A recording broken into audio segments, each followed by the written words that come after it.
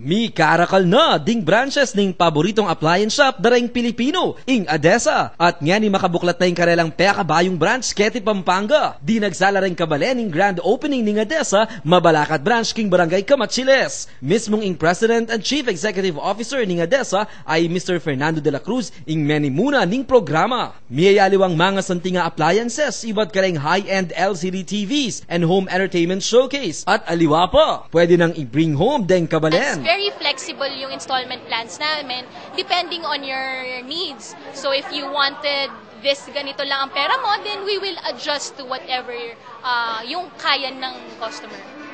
At para king karelang grand opening promo, mamiyalang 0% installment plan. At atin pang libreng appliance nung kumang appliance mo sa Gutko promo. We'd like to invite everybody here in our 23rd branch, Adesa Mabalacat. We will be happy to serve you. Kabalen, muntata na king Adesa at gawang mas komportable in kaya katamong biyer.